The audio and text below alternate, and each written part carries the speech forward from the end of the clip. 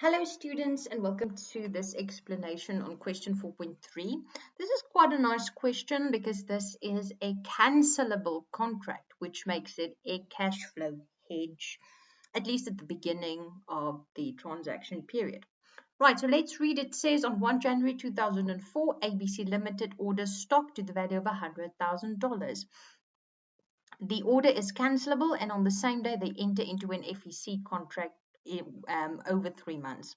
The stock is shipped free on board on the 31st of January, and the creditor is paid on the 31st of March. Then the year end is 28 February, and they've given you spot rates and forward rates, and they ask you to disclose the journal entries. So the first thing you need to know is because this contract is now cancelable, it is not a firm commitment. And because it's not a firm commitment, we must first account for it as a OCI, as a cash flow hedge. So what is the difference now between a firm commitment and a cancelable contract? Well, there is another important date that comes into play now. So if we look at our timeline, right? So we will now have the following dates. We will have what I call a contract date.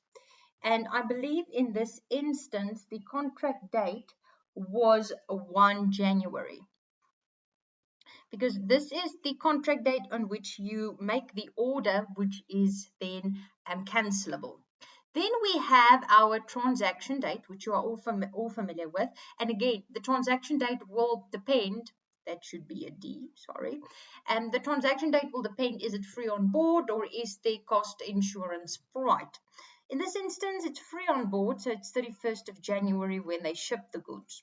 Then we have a year end, and year end is 28 February, and then we have payment date, and that is 31st of March. All right, so what is important to know is that everything that you account for now for changes before transaction date. So if it's a cancelable contract, it's a cash flow hedge. And cash flow hedges require that you recognize a gain or a loss in your FEC and you book it to OCI. On transaction date, this becomes a firm commitment. So from transaction date forward, it becomes a firm commitment. And then going forward, you treat it the same as a fair value hedge. The only difference is you need to remember then on transaction date, you need to close your OCI that you have now recognized. So if it's a cash flow hedge, you recognize a gain or a loss, and this is pertaining to FEC.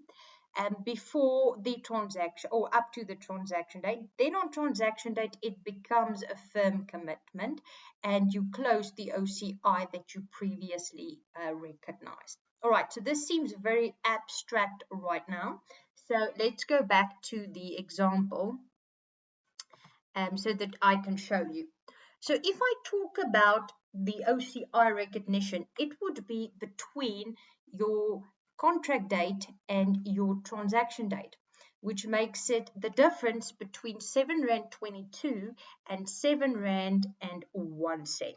So on transaction date, you're going to start off, and the transaction date was 31st of January, and you are going to start off by recognizing that there was, I believe this is a gain, because if I look at the forward rate, it was on the contract date R7.01, it's now R7.22, so there is a gain. So I'm going to now book this gain to a reserve, and I'm going to call it the cash flow hedge reserve, and this is OCI. And I'm going to put it against my FEC contract or my FEC asset. Right? That's the first thing I need to do. And that's going to be the difference between R7.22 and R7.01. So this is the main difference between firm commitment versus your cash flow hedge, because now in cash flow hedge you have a transaction date that also has gains and losses. If it were a firm commitment, the only thing to be recognized on the transaction date is the creditor and the asset times $100,000. So the gain there is 7.22 minus 7.101 times $100,000. That gives us $21,000.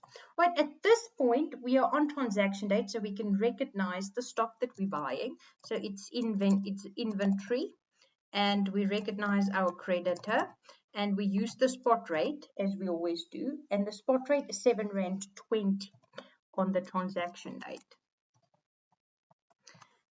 And I recognize my inventory and my foreign creditor.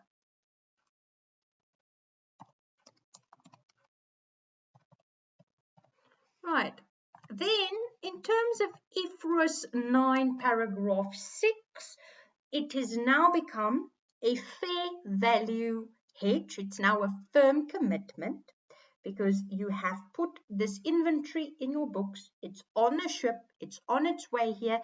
It's not, you can't get out of this contract anymore because your inventory is on the ocean. So there's no turning back at this point. So now I need to go and recognize the fact that the cash flow hedge reserve now needs to be closed off.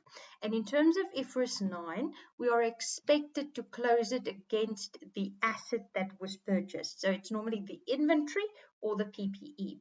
So I'm going to take this cash flow reserve, OCI, and I'm going to make a debit entry for it, 21,000, and I'm going to close it against inventory. So if I had purchased machinery, I would put it against machinery. If I had purchased equipment, I would put it against equipment. So this is what transaction date looks like. It's different from firm commitment because with firm commitment, there's no recognition of OCI and then closing off of OCI when it becomes a firm commitment. Right, going forward, then we're just going to go through the same motions because it's now a firm commitment. So I'm going to recognize at year end, it's 28 February. And for 28 February, I need to go and look for gains and losses in terms of my calculations for creditor and FEC. Going back to my question, I see it was a 5 cents increase in the spot rate at year end. So there was an increase in the spot rate. So it's a loss in that is recognized for foreign exchange. Loss in foreign exchange. We're going to put it against the creditor. So for the creditor, we're going to take the R7.25 minus the R7.20 and $100,000.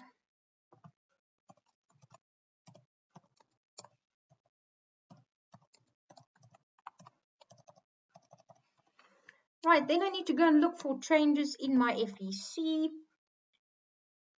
I go back to my question. The changes was the difference between R7.26 and R7.22. So it seems to me like there was an increase in the forward rate, which is a gain. So I'm going to recognize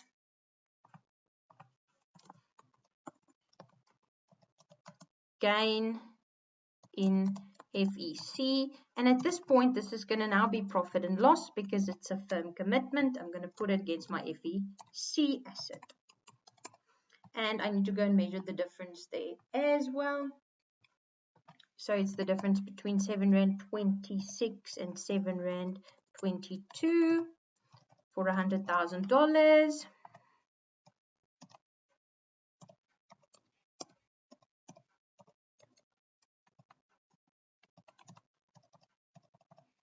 And that gives us 4,000 Rand.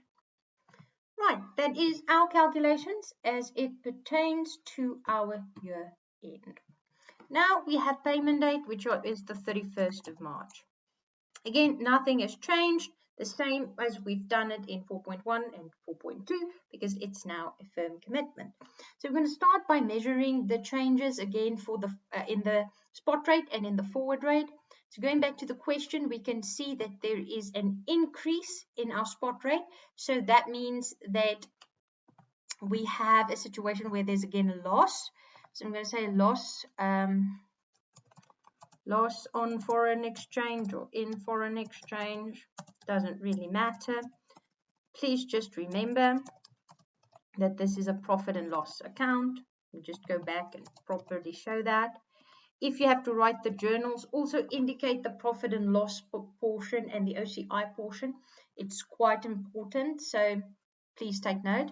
And then there's the creditor, and it seems to me like it's R7.31, and it was R7.25 times by $100,000.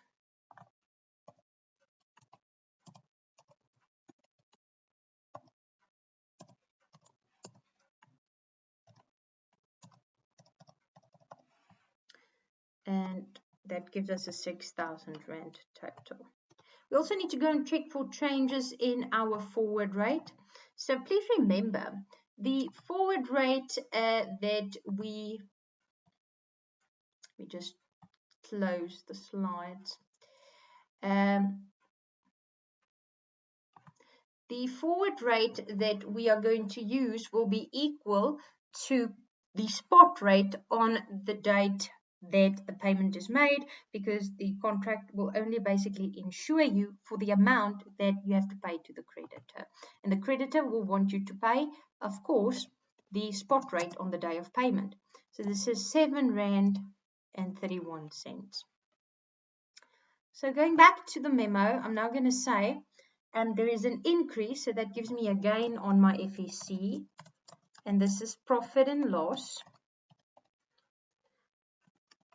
And I now need to put it against my FEC asset, and the difference there is R7.31 minus R7.26 at $1,000.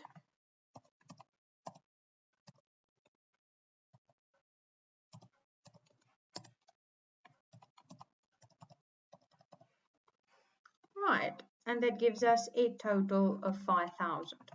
So at this point, we need to pay the creditor. So we're going to say the creditor will be closed off. The FEC asset needs to be closed off, and an amount will go to the bank account or out of the bank account.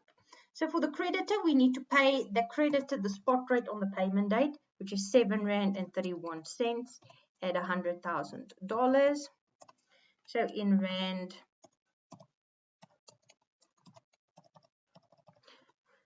731,000. Now I need to go and see what's happening with my FEC asset. So I have an entry of 21,000 Rand for my FEC asset here. So I'm going to put them in yellow. Then I have another entry for my FEC of 4,000. And I have another entry of 5,000. So it's 21,000. I'm going to call it 21,000 plus the 5,000 plus the other yellow one is the 4,000, right? 4,000. And these are all debits, so I'm going to have to put it on the credit side if I want to close off the FEC asset. So it's going to be the 21 plus the 4,000 plus the 5,000, which gives us 30,000. And the bank account is then the difference, the amount to be paid. And that would be the amount times $100,000 that you would see for the forward rate on the contract date. So it will be this amount, which is also different from if it were a firm commitment from the beginning. All right, so this says how you do your entries if the contract is cancelable. So the problem is that sometimes we don't have an accounting problem, we have a reading problem. So you need to go and make sure you understand when the transaction date is. Is it free on board, or is it cost, insurance, and freight? And is it a firm commitment from the beginning, or is it cancelable and it only becomes a firm commitment? Because if it becomes a firm commitment later and it's cancelable, then you need to remember to account for your OCI between the contract date and the date which the transaction takes place. So yeah, that's what I wanted to share with you in terms of question 4.3. I hope that you have enjoyed this video, and I will then see you in our next video.